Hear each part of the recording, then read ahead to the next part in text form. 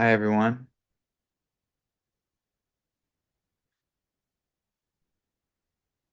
Today is Saturday, February 21st. I'm Jeffrey Morgan, and this is a talk I host twice a week to discuss my experiences on the path of soul transcendence. This offering is brought to you by the movement of spiritual inner awareness with the encouragement and support of my friend John Morton, who holds the mystical traveler consciousness, which is the spiritual consciousness that does the work that we're doing here today. If you're new to the call, the format is simple. We're going to start by calling ourselves forward into the light, which is calling our awareness forward into the light of God that's already present. And then we're going to chant 3 Anai hues. Hue is an ancient name for God, and Anai invokes a quality of empathy and compassion. Then we're going to play a video clip from my teacher, John Roger, um, featuring a dear friend who recently passed into spirit, Ina. And then I'm going to do a reading from several different Muslim scriptures, but particularly Attar, um, or rather stories from several works of art in the Muslim world. A story about Jesus. That's one of my favorite stories. And then we can talk about whatever you would like. Laren, are you seeing? I'm not. Okay. Wonderful.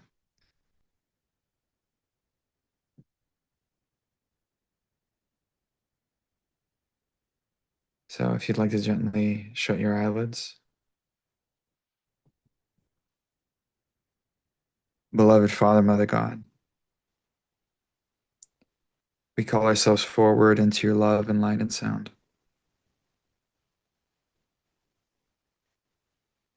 And we ask to be filled, surrounded, and protected by the light of the Holy Spirit, the light of the Christ. And we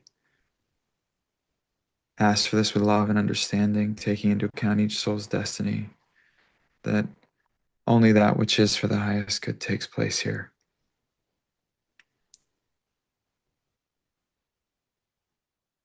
We ask for the clearing,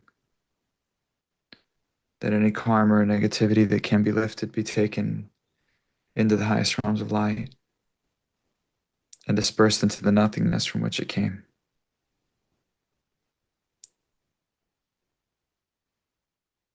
We do this session, this gathering in the presence and under the guidance of the mystical traveler in Christ consciousness.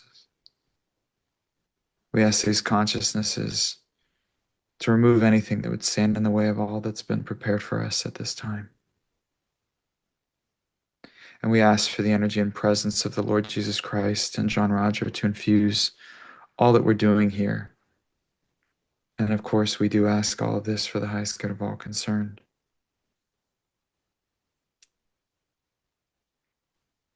And at this time, we ask for a special blessing to be placed on anyone making their soul journey beyond the physical body. Maybe it's a person that recently let go of that physical form and has now passed fully into spirit. Or maybe it's one of you that has just recently been activated in your initiation and you experience dying to this world.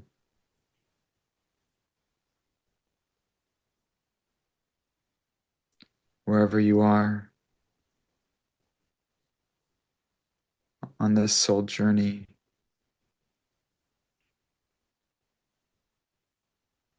we ask that you be blessed in the knowing that the greatest secret is that the journey is over before it even began, that we're already in soul consciousness.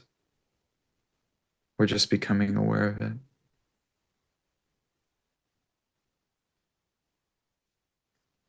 We're so grateful to be together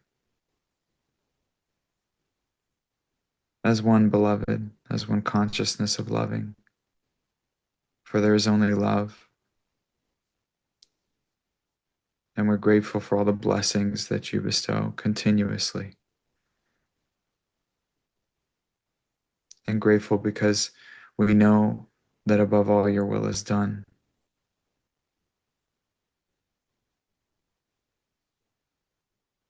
And so it is.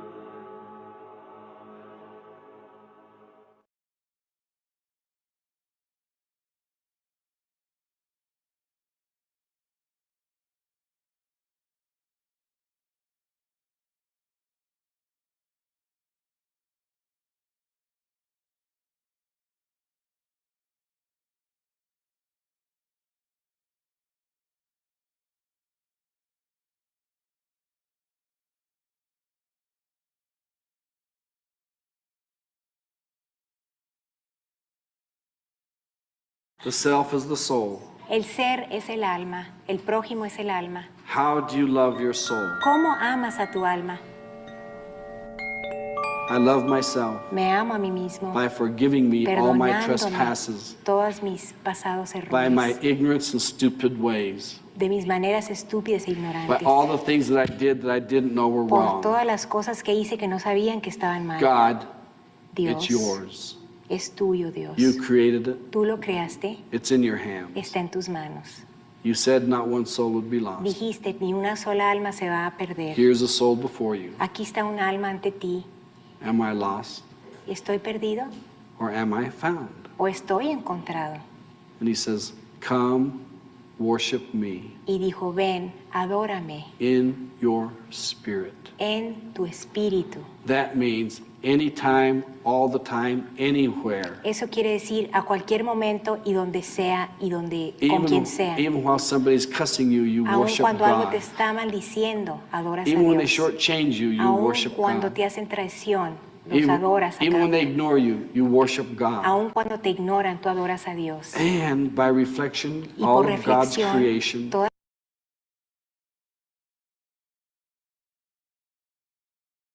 by reflection, y all por of God's reflexión, creation, toda la creación de Dios, we don't worship it the same way. no los adoramos de la misma forma. We respect it Los respetamos and we take care of it. y los cuidamos. In this, En esto we will find our soul. encontraremos nuestra alma. Berush Beshem. Berush Beshen.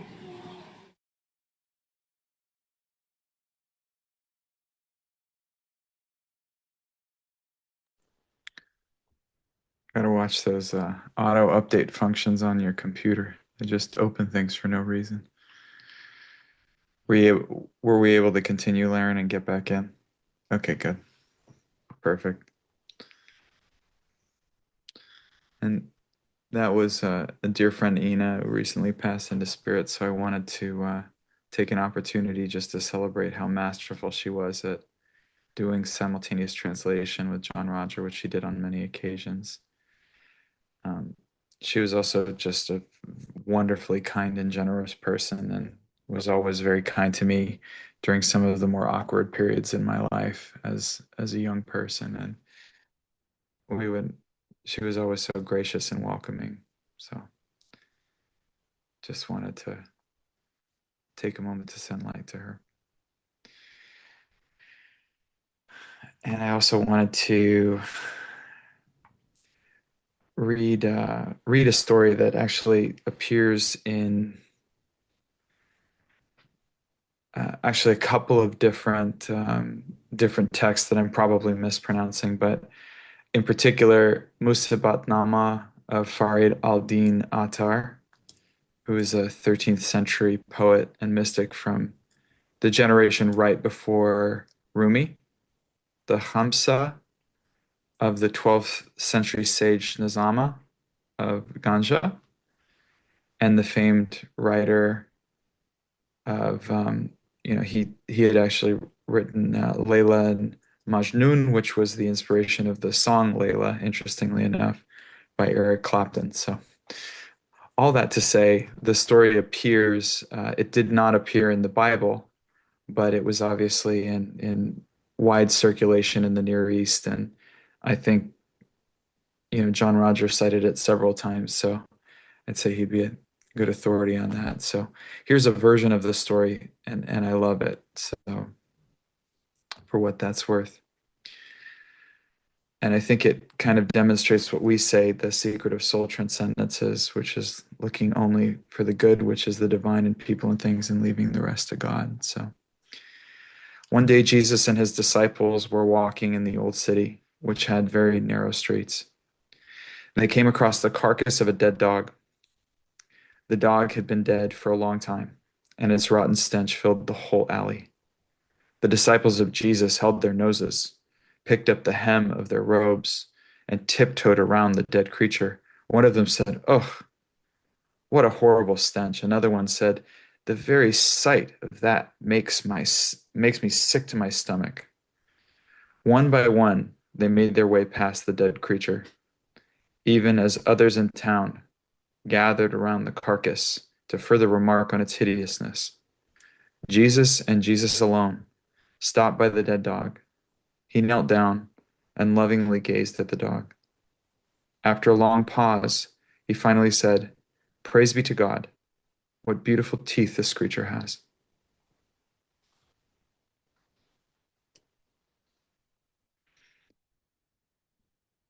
This is one of my favorite stories, and I really wish they had included it in the Bible, but then again, there's quite a few other books and things I wish they'd included in the Bible, so we'll add that to the list. Lois. Oh, wow. Thank you so much. This is awesome. Um, I heard about you by accident, and actually, to be honest, I never heard of MSIA Oh, before good. until like 3 months ago. In fact, when you talked about SEs, I thought I didn't know what they were. And then you said spiritual exercises, and I thought that meant Ignatian spiritual exercises. Oh, yeah. Well, you have good taste because I, Yeah. I like I like some quotes from Ignatius about spiritual exercises, but go on, Lois. Yeah, and I even I didn't know it was been fun learning all about you though. In USM, I thought was University of Southern Mississippi. So I'm learning as I go. It's We just do we do love our acronyms, don't we? and I love, I'm really desperate for spiritual freedom because I've done it. I feel like I've just about done it all, except the chance they don't come out of me. I'm not good at that stuff. So, but we'll get to that later. And to be honest with you, I feel like I'm done with grief work, inner child, loving parent. I feel like I've done it all. 12-step work, therapy, meditation, 8-day silent retreats, A Course in Miracles, Buddhism, and religious life. And it's like, okay, now you're my last resort. Um, and I'll tell you, okay, I'll give you the context of this, is that I was born sad. Okay. And I can, as you talk through these weekly things or bi-weekly things, I can pick up my patterning. And I've known this though, that it persists, whether it's for real or in my dreams. And I want to cling to a female authority, someone who offers me acceptance, gentleness, and I actually become friends with these people, and they satisfy an emotional need. And we're talking about people like the college president, the mother superior, my dentist, my pastor, um, and and it just keeps going on. And I'm thinking, okay, we've got to address this because um, when that same person then faults me or disappoints me, and I can follow this and I know about it, I just can't do anything about it. Then I feel abandoned or unwanted. aborted, forgotten, Hmm. ejected. Hmm. And and after all the work I've done, that power will still grab me. And so I'm questioning, I have a couple things. How does my identity become solid enough in Christ so that my fear of abandonment and my need for safety doesn't depend on that which is outside of me? Do you mind if I answer the question that you want to ask rather than the question that your mind came up with? Oh, wow. I didn't know there was a difference, but please do. Yeah, no, I think I can jump to that. I have a Okay. hypothesis about your sadness. Could I could Ah, I could I could I put out that hypothesis? please do. My hypothesis is that people who are touched by the mystical traveler consciousness, who now this is to be their last lifetime, or at least in the direction of their last lifetime, they are born knowing that nothing in this world will ever give them the joy and fulfillment that they want. Nothing. Not a single, not even me. I know I'm great, but no, I'm kidding. My point is, you know, a lot of us were born crying, not crying as the baby cry, but like inside just weeping for separation. There is a beautiful poem by Rumi that describes this. I think it's called The Reed Flute. Um, this is where I test my lack of memory. Yeah, let me read this to you. The Song of the Reed. Listen to the story of the reed as it laments the pain of separation. Since they have cut me from my reed bed, my wails bring tears to both women and men. Those ripped away from their beloved know my song. Having been cut from the source, they long to return. In celebrations, I laugh with those laughing, and in sadness, I cry with those grieving. The divine secrets are not separate from my cries, but only those who are cooked in the fire of love will hear them. These secrets are for the heart, not for the eyes or ears. It is fire, not wind, that makes me sing. If you don't have this fire, you might as well be dead. Oh, how can the uncooked know the majesty of the fire of love? If you meet the uncooked, don't sing, don't preach. Instead, listen to my advice. Say goodbye and leave. Most of the time, we go around looking for love in all the strange places. And you just described some of that. John Roger called people metaphysical tramps who were going around, right? Or metaphysicals, right? And that, which I mean, I was raised by a father who loves puns, so I have to appreciate puns, if not like them, and maybe even make a few bad ones. But the truth is, those of us who were born with this yearning for union with a beloved that doesn't seem to be there in the physical, it's like a thirst that we can't quench. And so we go around looking for water everywhere we can find it. But we end up realizing at some point, if we find a good teacher, or find a good group, or find a good something, that the secret was it was always inside. It wasn't in a course in what's it. It wasn't in a guru so and so. It was always just this inner master, this inner calling that we have. So when you ask, how do I anchor in my Christ identity or all that other stuff, the truth of the matter is a lot of the things that you don't like about your personality, ego, or those are just the karmas and the experiences that this body needs to have to complete this lifetime. You could spend all your time trying to fix and perfect those levels through courses, through practices, through austerities. And indeed, you probably have. You've probably spent many lifetimes trying to perfect through austerities and practices, through all the uh, debauchery, through all the austerity, through everything in between, through following every rule, through breaking every rule, and still we come back to the cycle of re-embodiment until such time as we come in contact with this thing that we call the sound current. It's not about knowing your identity.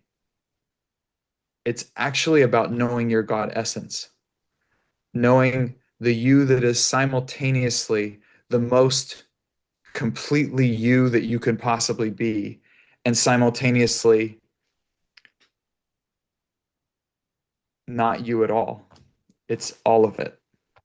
It's the spirit. It's knowing your God essence, and it's knowing that experientially, not conceptually.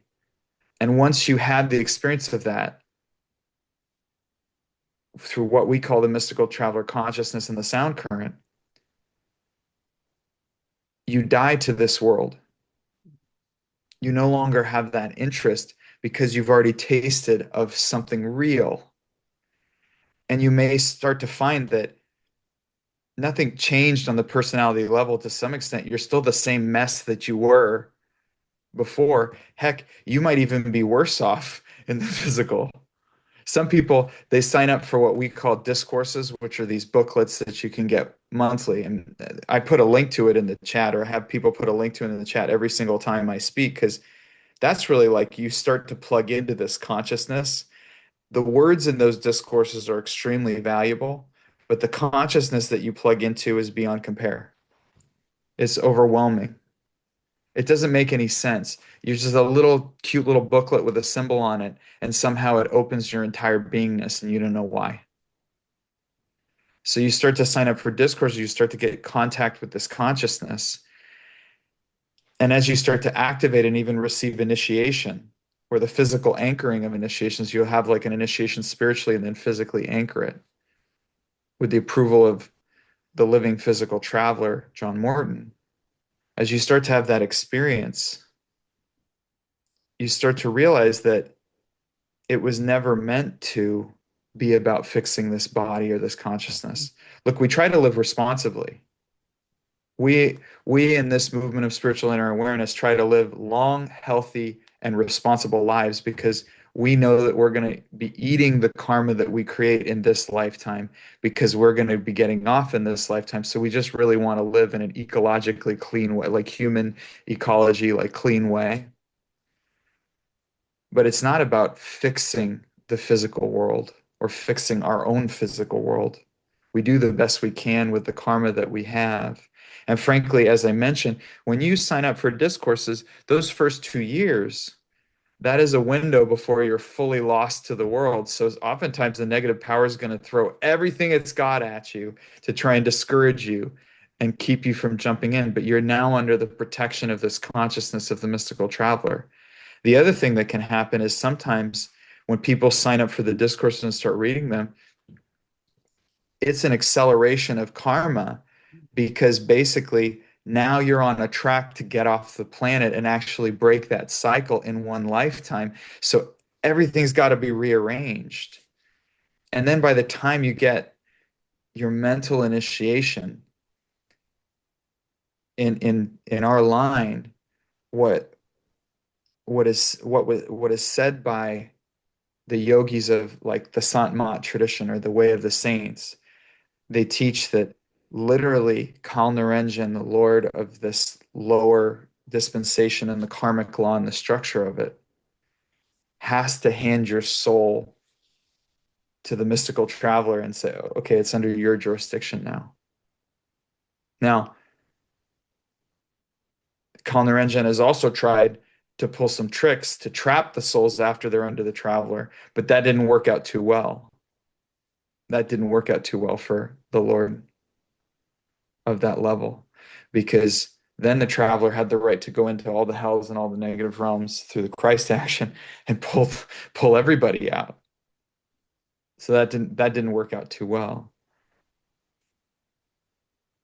But once you're under that jurisdiction, as long as you don't default, the agreement is the mystical traveler returns you to the soul realm. Now, we are unique not only in our irreverence to tradition, but also in our effectiveness and the fact that we actually teach things that work. You will have the experiences that we talk about. We don't do performance art. I mean, some people do. We call that the movement of spiritual outer aware. I don't know what we call it, but people do that. But the core of what we do is so individual. There's really nobody to perform for. It's just you and God. And being under the mystical traveler consciousness is an incredible protection. But that doesn't mean that the negative power doesn't have the ability to test you, because anything below the soul level is under that that negative jurisdiction, those negative realms, and you can be tested. Now, the Christ action says that you can always enter the kingdom of heaven. The kingdom of heaven is at hand. That you can enter within your kingdom of heaven inside, and then enter into a greater kingdom of heaven under the protection of the mystical traveler and under the action of the Christ. You can experience grace, meaning you can experience your God essence even while you're walking on this planet, so that the slings and arrows of outrageous fortune don't divert you from your goal. You can't be denied. You can't be denied because the price was paid for that opening, that bridge. You can be tricked. And so that's why we become very skeptical of the mind. We become very skeptical of the senses. We check things out relentlessly and we never stop. We've never made it. You never make it. There's always expansion. There's always something beyond. I see people who received see what happens is you start to do spiritual exercise, you start to have some connection. Your individual mind experience will unify with the universal mind of the mental level, and you'll think that you've arrived. You'll think that you've reached oneness, total cosmic oneness with all existence. But it's really just a stepping stone, and you're still in those negative realms. And you will see the most beautiful things you have ever seen or could even imagine to see, and you will still be in the negative realms. I've read books written that were truly magnificent. Like even as a, and I'm being on, I might get hate mail for this. I've read like the Ashtadvakra Gita by Adi Shankara, one of the most beautiful Advaita Vedanta pieces of writing ever, ever, ever to be written. And yet, he was only talking about the mental level. We're going beyond the soul level. And John Roger made it possible for us to bridge 27 levels and beyond above the soul realm. You know, it's it's an extraordinary opportunity that we're given. And it's very easy to Google someone, or at the end of the day, the best opportunities spiritually that have been given in the history of humanity were given by people who seemingly on the physical level had no right to give them. Who does this backwater guy from Galilee think he is offering people salvation? Where's his pedigree? He's not even a Cohen. He's not even following he healed on Shabbos. How could he possibly be real? Who is this man who's telling people that they can become no one, that they can be free, that they can have all these? Oh, well, he had to have been a prince or something. There had to have been a he couldn't have just been teaching people to be free of suffering. Suffering unifies us all. Who does he think he is? He's not a Brahmin. He's not an Acharya. How could he be a teacher? Who initiated him? We are the beneficiaries of cosmic audacity. Thank God for that. I look at John Roger as the oddest of packaging for the most extraordinary of beings. Mm. And when he speaks, the entire cosmos would open. And I was a very strange boy. The other kids wanted to play in the back. The other kids wanted to go to the other room. I insisted on being in the room as much as possible to hear John Rogers speak. I remember seeing this vortex of purple swirling at the ceiling. And when he would speak, it was like these, you could see this energy reaching out and holding everybody. And then something would reach down and pull the stuff off them. I would see him heal people. It was just ridiculous. And even as I'm saying this, I know that John Roger wouldn't even want me talking about that stuff. I know about several things he did that are unbelievable. And I believe he still denied that he did them. But then again, I guess he didn't do them. The Spirit did them.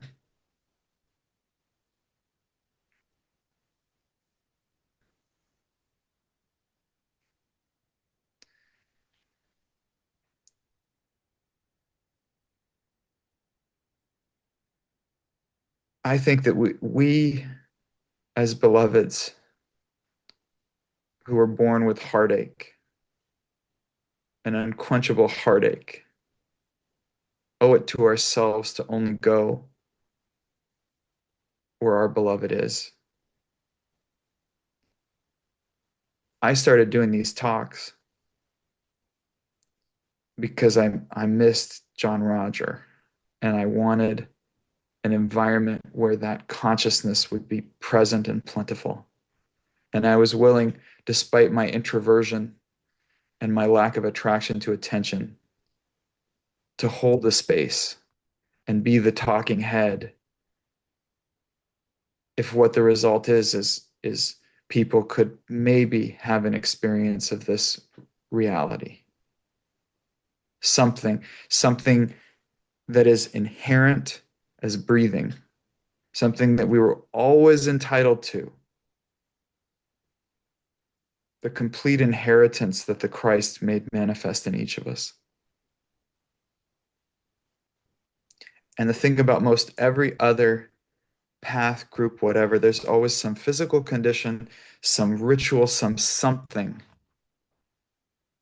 other than the ridiculous idea that all you need to do is be willing to be God, be willing to be your God essence and receive of it. And all you need to do is be willing to suspend disbelief. And even though you've gone through all these lifetimes and all these slings and arrows of outrageous fortune, that maybe, just maybe, it could be as simple as a transmission between one person who is anchoring for the entire planet and you, and that you find it was always inside of you in the first place. You just forgot.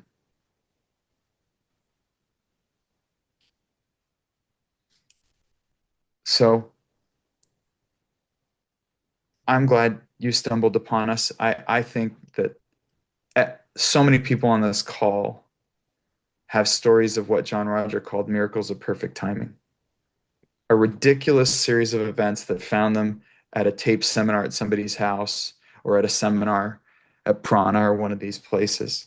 They have no idea why or how, but they know that this island of misfit toys, this ridiculous mutual admiration society, might just have the pearl of great price that you always had inside of you, but never knew where to find. So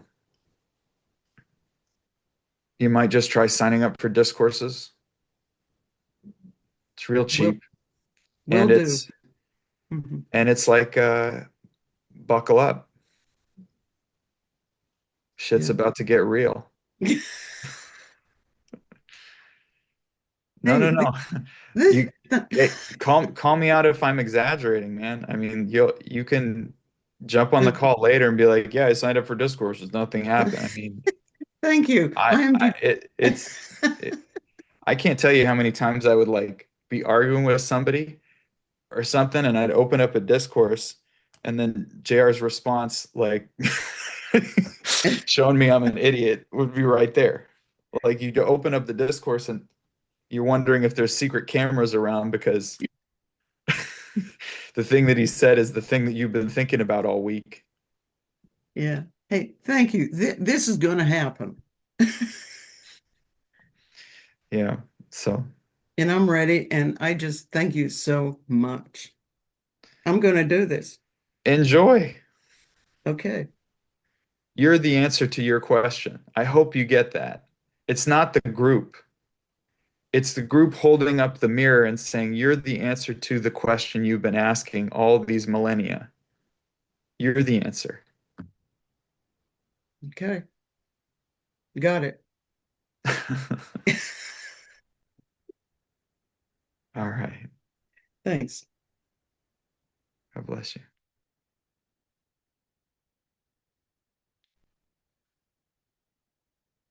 All right, Lily. Uh, wow. Jeffrey, thank you so much. I just want to really thank you for holding this space for people week after week. Um, Today is a really big day. I know there are a lot of people on the call who've been sending light to me and my husband, Greg. Today, I bring him home from 4 months of rehab post-stroke. And so Mm. I'm just asking for the light and thanking all those, everybody that's been sending light and keep it up because now I'm on my own here. But no, I'm not on my own because Spirit's with me and I do have, people helping and all of that. So I just wanted to ask for the light, um, ask for continued courage to face the things that I need to face that I seem to avoid. And yeah, onward and upward. But thank you. Thank you so much. Thank you, everyone. And oh, my husband's name's Greg Freitas, so just hold him in the light. I'm bringing him home in 2 hours. Wonderful.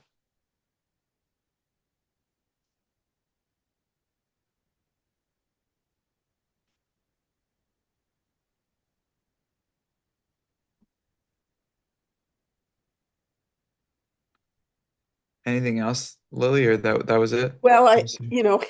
since you asked, I just, you know.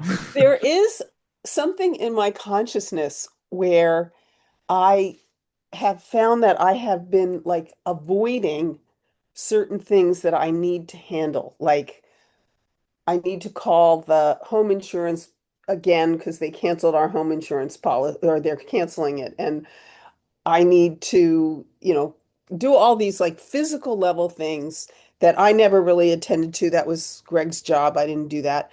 And now I'm being called into that. And I find that there's a place inside of me that doesn't want to look or doesn't want to go there or doesn't, it's like I avoid, I withhold from the action that needs to take place. And I'm also aware that I haven't necessarily sat down, called in the light, seated, done those things spiritually that could help strengthen me.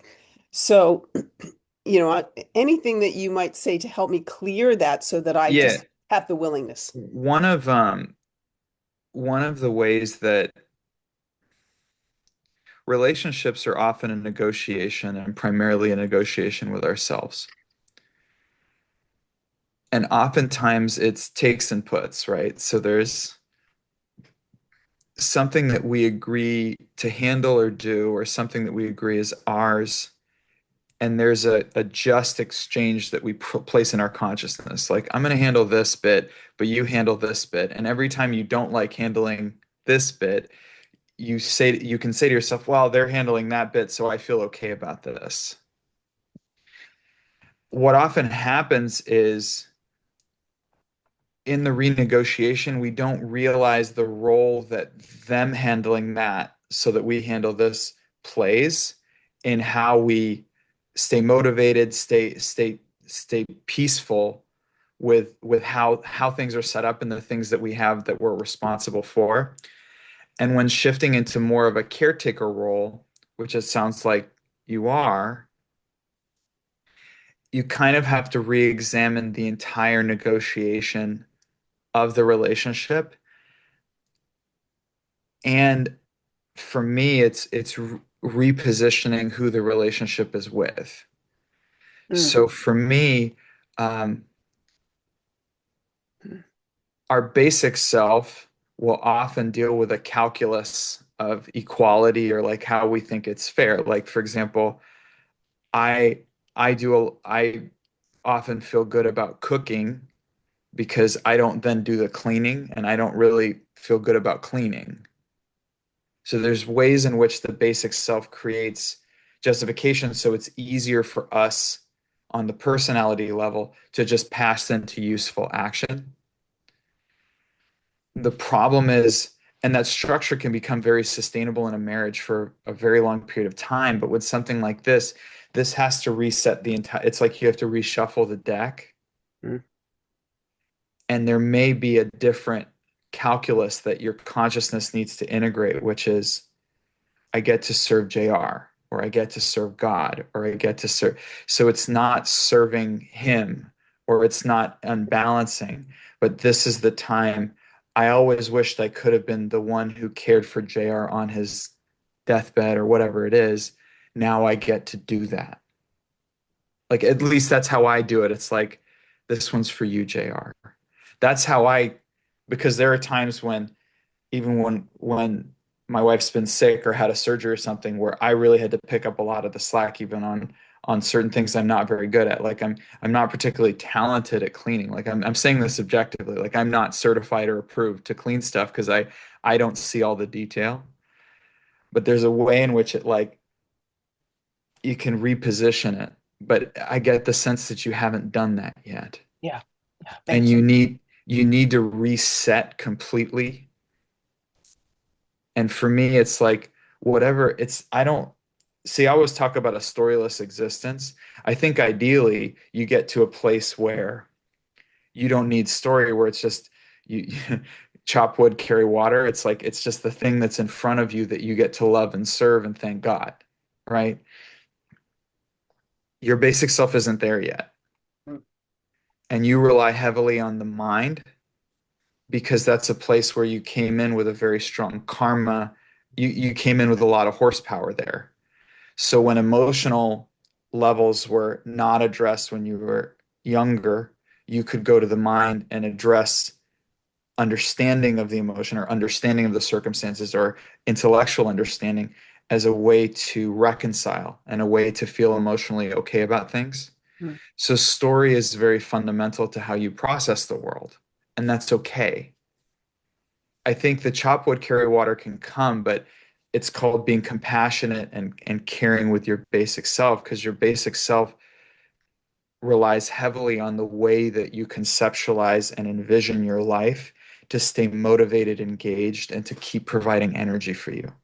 mm, So I think it's okay to use story. I actually think it's very effective, especially if you have a deep sensitivity and a deep sensitivity that's protected by the mind. mm. I don't think it's bad at all. I think it's just knowing that it's a tool. I don't believe or disbelieve the story. I just notice that my body responds well to this version of fantasy. So I'm going to keep doing that right now. So you do it in a loving and compassionate way because your basic self doesn't feel like things are fair right now. And it's okay to say that. It's like, no, no, no, I'm just grateful he's home. And I'm just, yes, I totally get that. Very evolved from here up.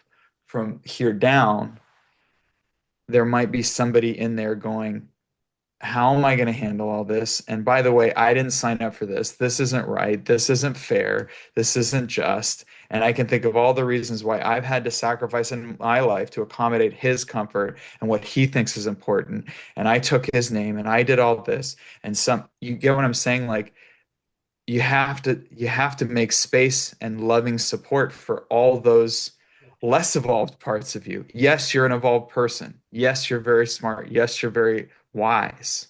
more importantly. But there are parts of you that feel like this isn't right. So you really need to take the time to like, it's like go inside of you and it'll be like Gestalt or something like that. Like you just give all those folks a spot on the couch sitting around in a real comfortable, nice environment and talk it out and go, okay, let's figure out what a joyful life looks like right now. Not because what's happening is it's like if you have a reference point for your joyful life from before, Mm. and then you're trying to make tweaks, it's like you're doing maintenance on an older car by replacing parts. And at a certain point, you just go, okay, I can do as much as I want to this really nice old car, but at a certain point, if I need a Tesla, this nice old car, no matter how many parts I replace, will never be a Tesla. It's just a different vehicle. So it's like resetting the deck and going, okay, I don't need to momentarily rationalize or momentarily talk myself. I really need to reset how I relate to the story of my life and recognize the blessing in it as it is, not as a making the best of a shitty situation, not as a trying to retrofit different modifications to my story, but as a brand new story that's anchored in right now and the gift of right now and the thank God for right now. And I wouldn't trade this right now for any other right now in the whole world because this is the very best right now. Mm. It's it's a different, but it's like it's just taking the time to do that, Mm. Yeah. which you haven't really logistically had time to do that. So there's a discipline around, well, I don't give a shit if that bill is 2 days late. I'm taking time to go inside and talk to the parts of me and figure out what sustainable looks like because delaying a couple things that are necessary in order to get that internal alignment and get back into the place of spiritual marriage where you have that high self that really is clear about how this is perfect and on your plan. And you have that basic self that feels loved and cared for. And you have that conscious self that's really responding in a loving and neutral way without any other editorial stuff because your mind is so fast. You can come up with it like so fast. If you can just be so present and go, what's true right now? What's true right now? What's true right now? What's true right now? You just keep going back to what's true right now because the intellectual honesty of it is going to be critical. You do a lot of creation in the mental level that you can't truly verify as true. You can like if you really ask yourself, do I absolutely know that what I'm thinking is true? You'd probably say no. But there's a lot of things that you can anchor to that you do know are true. But those things are going to be a lot simpler.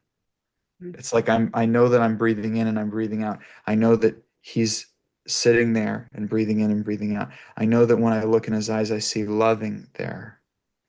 I know that I know that I'm tired. I know that I need SCs. I know that you see what I'm saying? Those are like the what about tomorrow, the what about yesterday, the how do I interpret this or what does this mean about me or is this my life really? Is this my that's all or what about the purpose of my life? It's like that whole self-help trend creates a lot of suffering because the purpose of your life is actually to experience what you're experiencing right now. That is, in fact, the purpose of your life. That's the plan.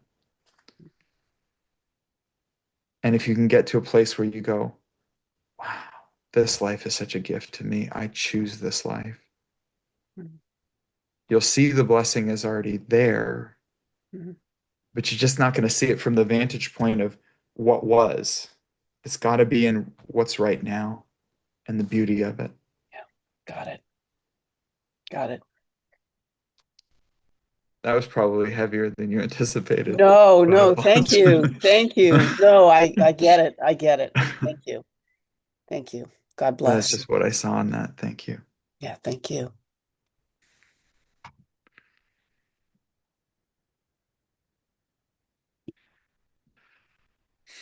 Debbie, have you shared before? Maybe do a thumbs up or a thumbs down or something? I can't tell. Okay, I can't see a signal, so can you tell me, have you shared before? Okay, hold. Have you There we shared go. before? Not with you. And I Okay. have, Natalie, are you cool with me going to her because she hadn't shared before? Absolutely. Thanks, Natalie. Okay. Debbie, go for it. I've got two things. The short one is I qual I would qualify for certain benefits, but I'm limited as to the amount of money I can have, and I have a money magnet which would disqualify me, and I'm just not sure what to do about that. Sorry, so you're asking a question about money magnets?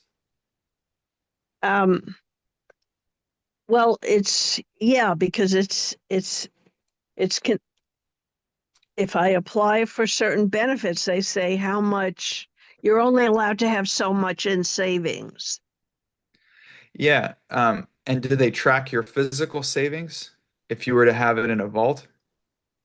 No, they don't track that. But inside of me, I feel like, well, I have more than some other people have, so it's not. Okay. Uh, So can I share with you something I've learned about working with governments and bureaucracies? sure. I think it's really good to be honest. I think it's also very compassionate to give those people the opportunity to serve us. And there is ample Hmm. money and resources in this country to serve you and everybody else, but the bureaucracy often gets in the way. And one thing I've loved observing is so I was raised by a couple different parents in addition to my parents, and one of those parents you could say was a bit of a pirate. And his relationship to rules is particularly entertaining. And I remember going to Disneyland with him, and he specifically had us cut in line. Now, I'm sure you're cringing. I'm sure somebody's clenching their, that it's like very upsetting. Now, at the time, I thought, well, he's just being himself, right? But then I realized he was trying to teach me that rules are just a karma, they're just an institution, they're just a something. And I think we all have to determine the ethics of all of that, right? Because the part of the 10% level is following the laws of the land, but it's also about following the intention of the law and the spirit of the law. And sometimes the bureaucracy gets in the way of the spirit of the law. Now, in the case of cutting in line, no, I think he was just trying to shake me up because he was always trying to shake me up, which I think is very valuable because I never wanted to cut in line. I'm like the last person to cut in line. And later on, I learned from being married to a French person and in a French family that sometimes cutting in line can be a very loving thing. But the key with cutting in line is never look back and always act like you're with the band and you know exactly what you're doing. But all this to say, later on, uh, my mother actually married another pirate, and he told me something really extraordinary about how he worked with planning commissions and zoning and construction and all that, all the permitting. And what he would do is he would go to one permitting office and he would ask them all the things that they would need to see to approve plans and what to put in a plan to fix his, plans or whatever. And I'm probably misstating this, but my understanding is he would then go to across town to the other permitting office and just tell them everything that the first permitting office told him to say. And then they would approve his plan. At the end of the day, the intent behind these kinds of assistance programs is to help people like you be independent and sustainable. Your money magnet is part of why you are a sustainable and contributing member of our society. And it's part of your responsibility in being effective on this 10% level. My perspective is follow the rules, make it easy on the bureaucrats. The thing that people working in government want is to see the form filled in the same way they know it's to be filled. They want it to be an easy process. And what makes them happy is to actually be able to help people. A lot of people do want to help other people, and they get irritated when you fill out a form or do something funky that's outside of their range of normal. So whenever I do filings for anything governmental, I try to make it look as boring and normal as possible so that they can get home to their kids, so that they can get off work early, and that it looks like an easy thing. It's just an easy form. I would say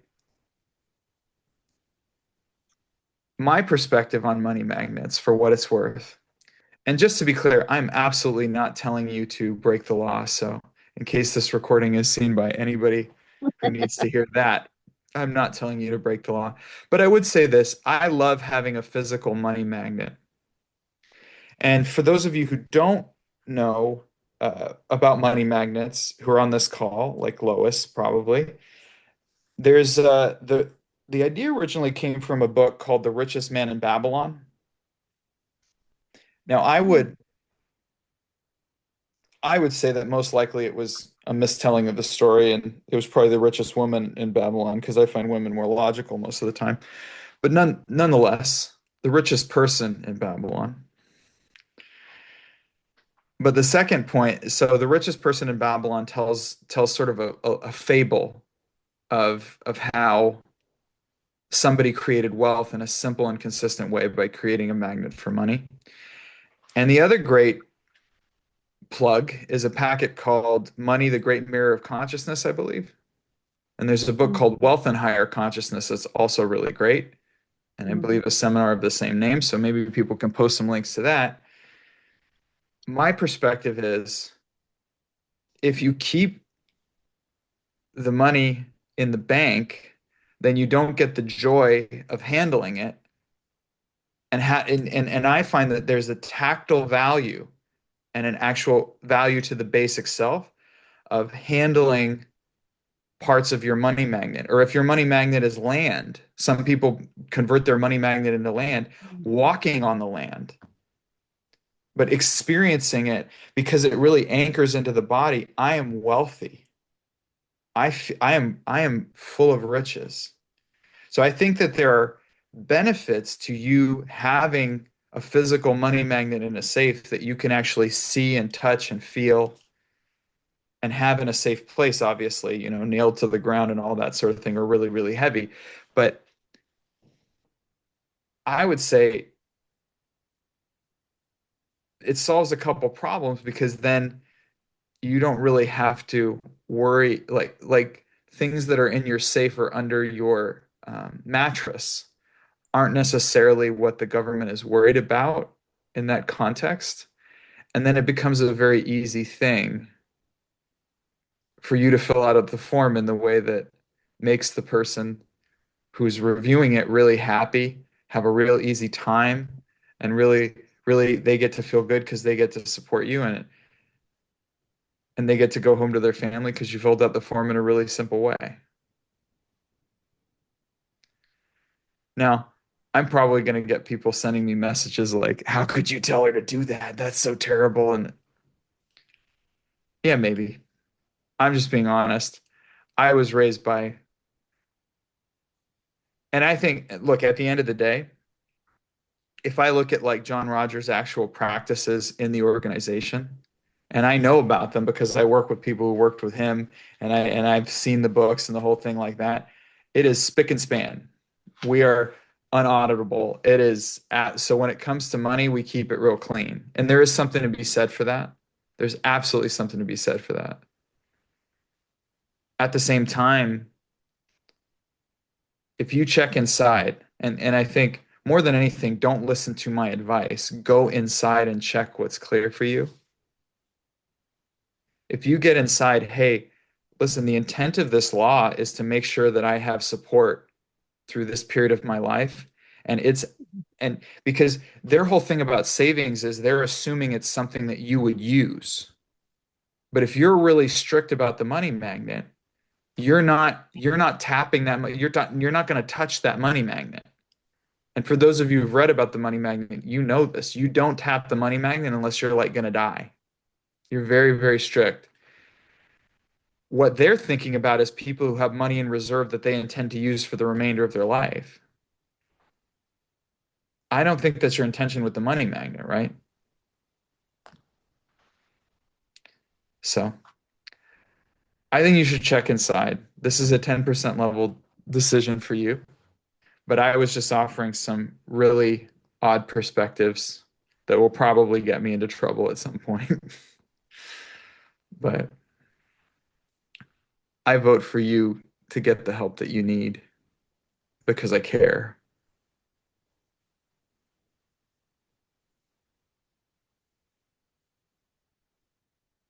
Thank you. The other issue I have is a biggie, and I don't know if we have time to address it. So, We may not. Why don't you give it a try? um, well, a lot of what you were sharing earlier really resonated with me. I am aware that I'm afraid down the line, not currently, that I would kill someone or once or attempt to. And Why? uh, I was born angry. Someone shared they were born sad. I was born angry, and I have a lot of anger and Hmm. um I don't. So it's a little different. So one thing we should differentiate is intent versus emotional karma and mental karma.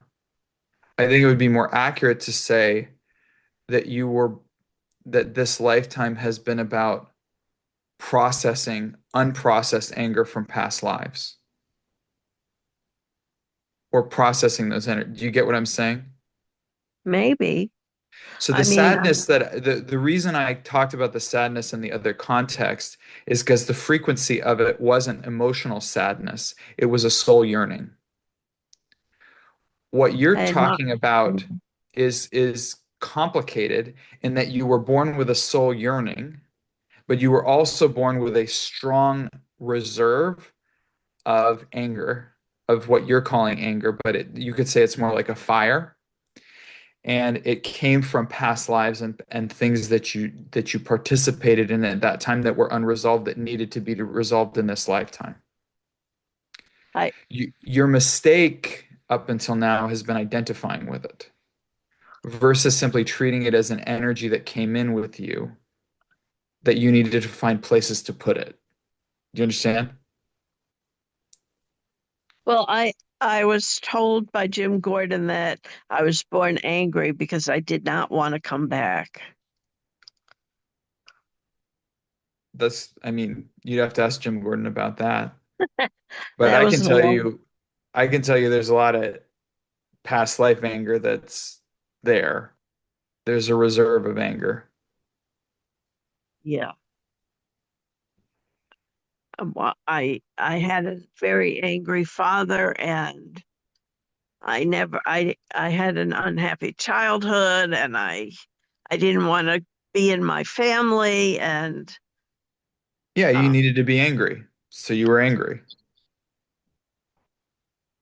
That was the karma you needed to process. It it's and not the it wasn't pleasant, but it's not you. That's not who you are.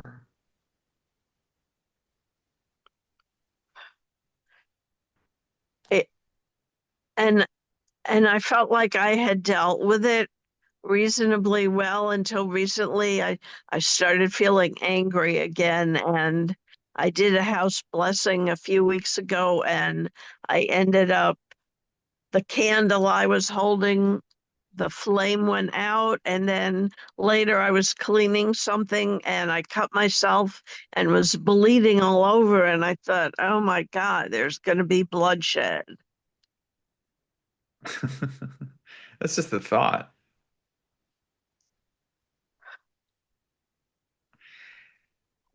You're resisting I it. You're resisting it. That's what's creating all this. You get that, right? resisting what?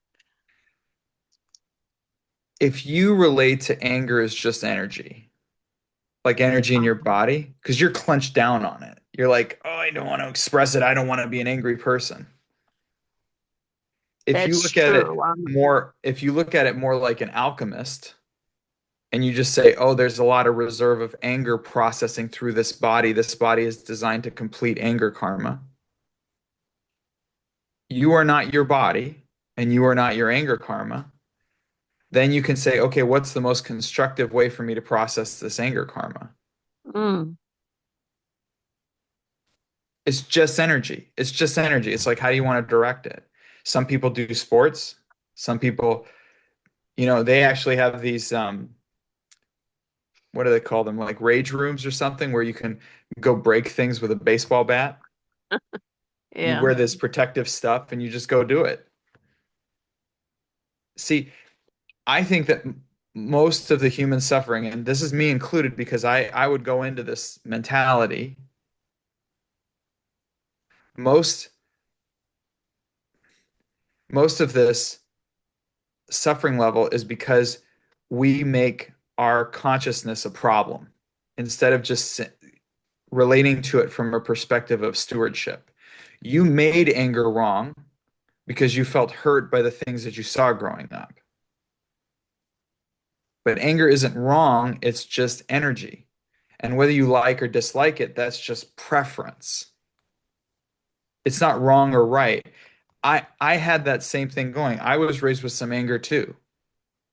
And I had a lot of anger when I was a teenager, and a lot of the anger got free when I realized all I'm dealing with is a certain type of karma and energy that needs to be managed in a loving way. But the second we make it wrong and make it a problem, it becomes unmanageable because we try to avoid it and we separate ourselves from it. I don't want to be an angry person. Well, And I don't want to, and I don't want to I, hurt anybody. So why don't you do forgiveness on the angry person and the person in you that hurts people? That'll release it. Do you understand? It's like I forgive myself for judging the one who hurts people in me. Because guess what? You do hurt people. You hurt yourself. I saw you judging yourself earlier. yeah. That's hurting. I forgive myself for forgetting that I'm divine, and I forgive myself for forgetting that the one who hurts people in me is divine. And I love the one who hurts people in me, and God loves the one who hurts people in me. And I'm angry at God for having to go through this. God didn't have you go through this. Your karma had you go through this. And you should be thankful because if you didn't go through this now, you'd have to go through this later and you'd be coming back for another lifetime. I would reframe that and say, thank you, God. Thank God I could finish this all in one lifetime and go home.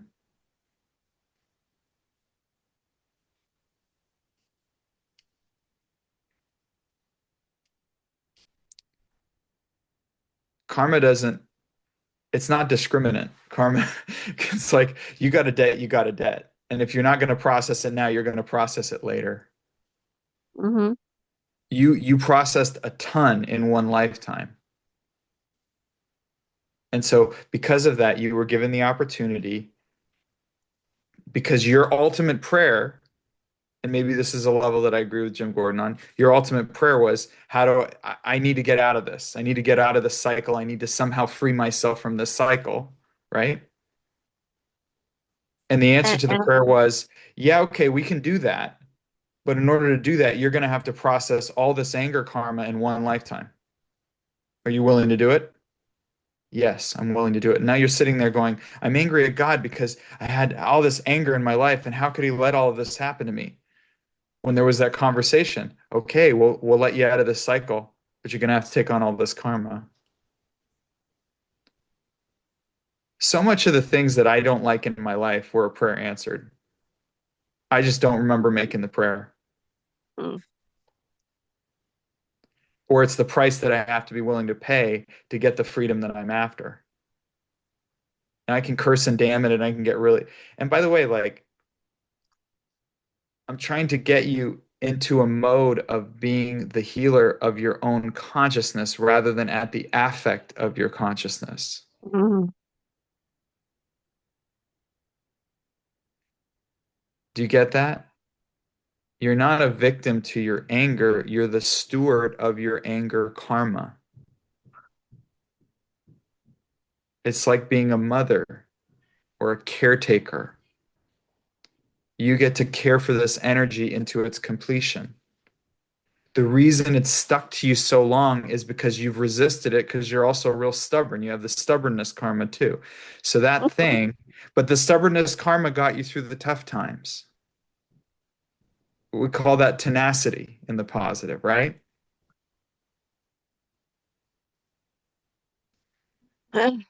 I have tried to check out before.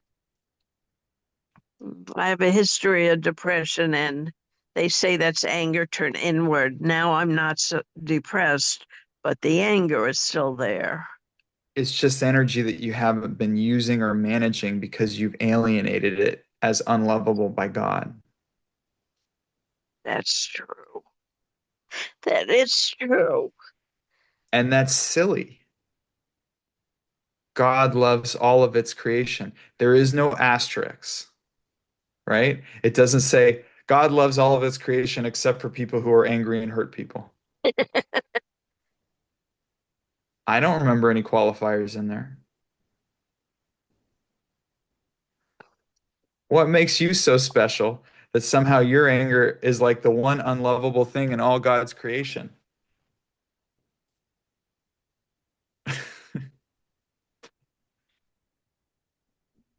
I don't know. I just feel really sad.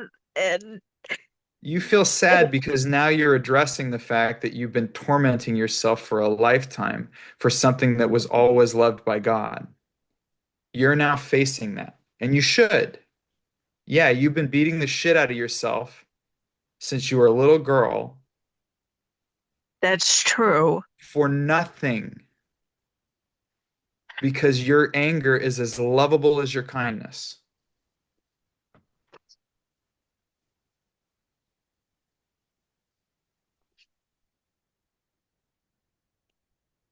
That's a tough one for me to Of believe. course it is. Because you created a lot of memories and a lot of belief systems around how you're different than your father and he was an asshole and the whole thing like that. So you get to start forgiving him inside of you too.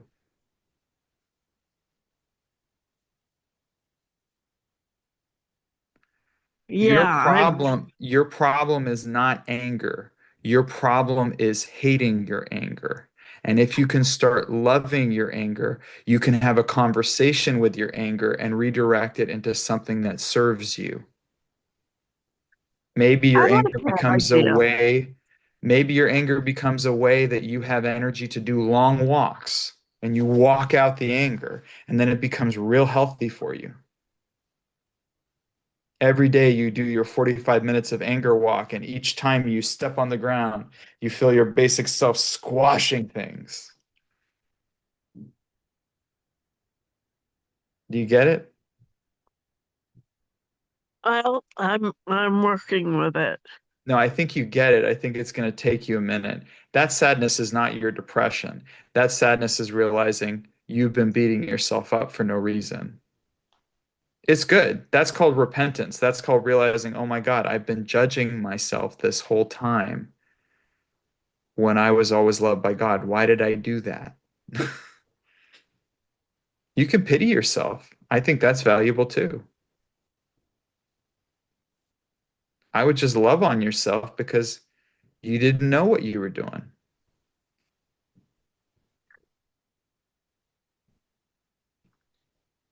If you stop fighting your anger and start dancing with your anger, you may find that you have a tremendous amount of unused life force.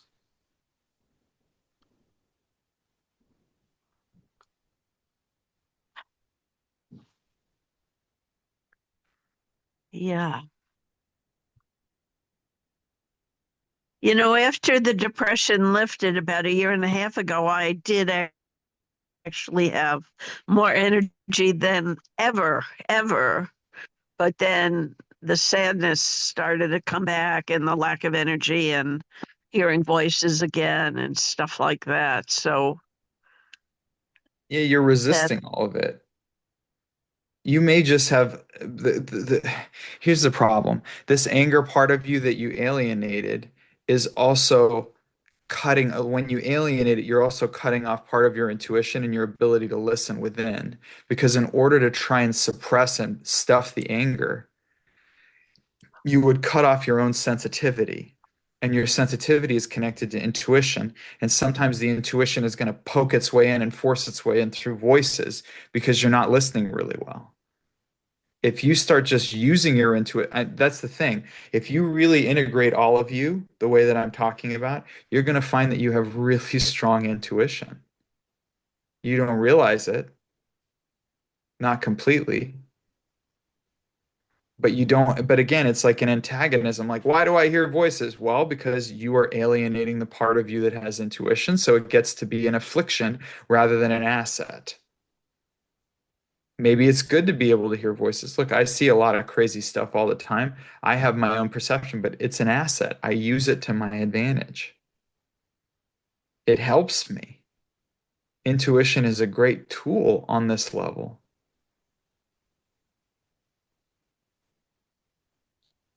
I do think of myself as intuitive. Right, but you haven't even tapped the full potential of it because you cut off parts of yourself.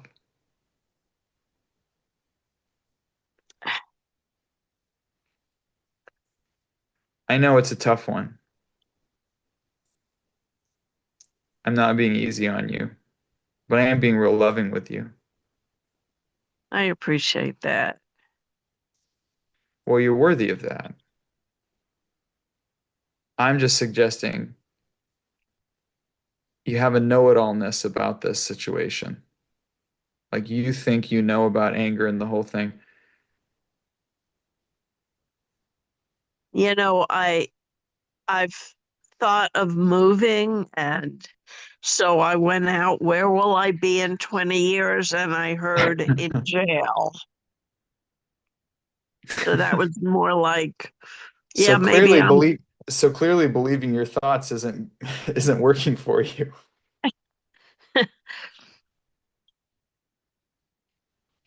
And how did you react when you believed that ridiculous thought? well, I took it as confirmation that I would be killing or trying to kill someone and got scared. Got it. I get scared sometimes when I believe my thoughts. Thoughts can feel really, really real, but that doesn't mean that they're true. That just means that they're thoughts.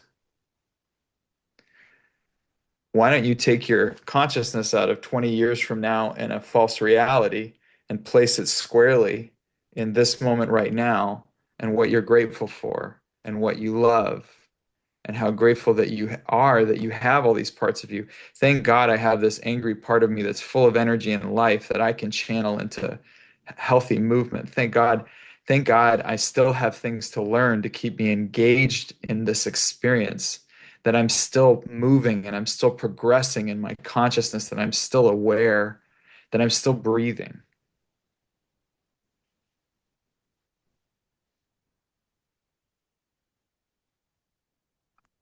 Mm.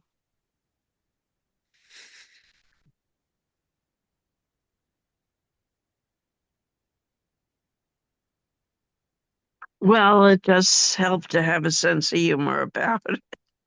You gotta have a sense of humor about it. That's the and it's healthy. It's make jokes about your anger. That's fine. Be playful with that part of you that's angry. When it starts screaming, go, okay, you have my attention. You can speak softer.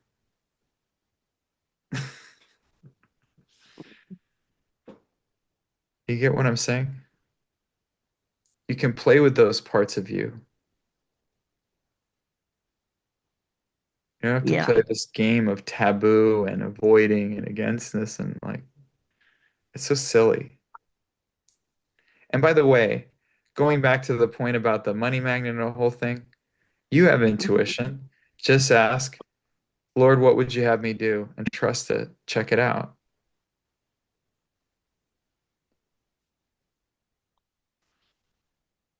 Thanks for that. Yeah, I ask like every day what's my next step, and things keep shifting, so I keep getting different answers, and it's hard to know what to do. When the energy is on something, it moves. It's like it keeps going. So you don't have to worry in a sense because that which is supported energetically will be persistent. So you're going to know the truth more in action than you will in thought. Do you understand? Oh, This is a um, reality that deals, the physical level deals in movement. So yeah. movement is how you know when things are in alignment with this world, how they move. You're not going to get it trying to pretend that you're standing still and thinking about something. You litigate and relitigate things in your head, but that's not the same as testing them. When I say check things out, I mean put energy in a direction. It's like I often talk about it like playing Jenga. You ever play the game Jenga? It's like all No, these blocks no. stacked up and you remove one block at a time, or you know what I Oh, mean? okay. And if you remove the wrong one, the whole thing falls over. Well, Yeah.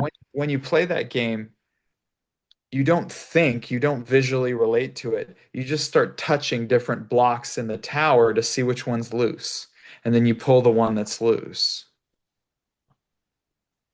You get what I'm saying? So in your life, you don't hyper analyze and try and find the perfect block to move. You you touch different, you put energy in directions and just see what's smooth, see what flows, see what the spirit's on, see where the love and the light is. You get what I'm saying? Yeah, I think I need to explore more about testing because I've been in my head so much. Yeah, exactly. You just see if it flows. It's like, well, should I do something with so and so? Okay, call so and so, see if there's energy in the conversation in the direction of that. You Yeah. get what I'm saying? That's what check it out looks like. Check it out doesn't look like creating scenarios, particularly in your case, negative scenarios in your mind. It's just putting energy and seeing if it sustains. If it won't sustain, you'll call the person. It'll fall flat immediately, and you go, "Oh, guess it's not that one."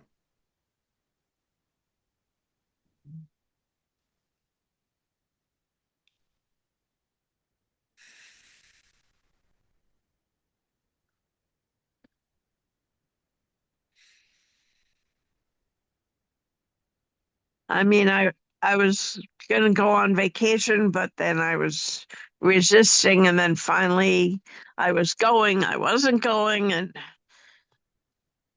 so now I'm taking care of what's right in front of me, and the vacation is on hold.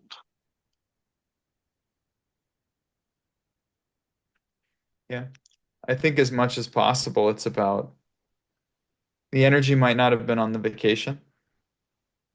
It's like you go and take the action, like you go to start to book the tickets and you feel like you can't press the button, not because of a Hmm. thought level, but just because it's not moving. We, I would trust that and observe it. I would check it out. You get what I'm saying? Mm, yes, I think so. But it's in the doing that you're going to figure that one out.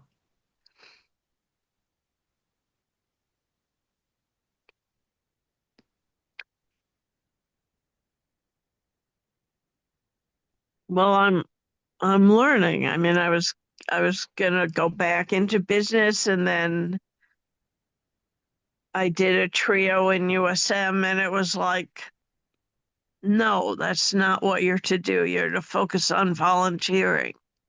So that shifted everything. Yeah, I would just, a theme to explore is just action versus thought. it's like trying to pick up a glass of water versus just picking up a glass of water. You can just try to Yeah. pick up a glass of water all day and the water will never move, or you can just reach out and grab it. You think Yeah, about it a lot. that's I, true. I would put energy into things and observe the results. Do you understand me? Mm-hmm. Yeah. Maybe as a first step, if you take time every day just to be present with the anger inside and just start with this, you belong here, beloved. We're going to figure this out together.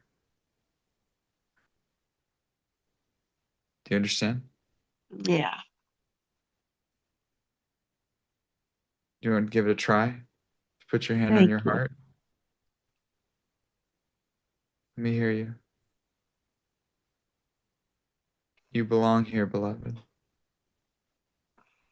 We're going to figure this out together. Then I don't want to do anything. I just want to be in that energy.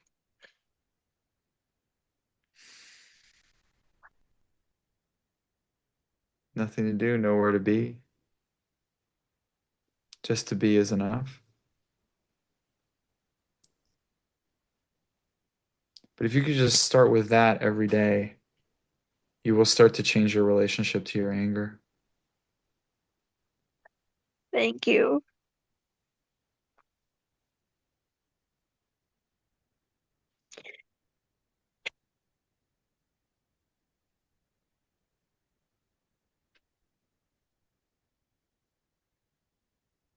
Well, that was quite a ride, Debbie. Um, I think we'll call it a day on that note. I think Natalie, you probably want to just make a quick announcement or something, or I just wanted to ask two words what I got. I had an experience yesterday, it didn't make much sense to me. The two words were sacral initiation. that's an interesting one. Yeah, we'll connect offline on that one. That could be a little bit more complicated. Okay, All maybe right, we'll God do it bless next you. time. All right, cool. Well, thank you everyone for joining, and yeah, have a wonderful rest of your weekend. Thanks for all of you who stuck around. God bless you. I love you. Peace be still. The blessings already are.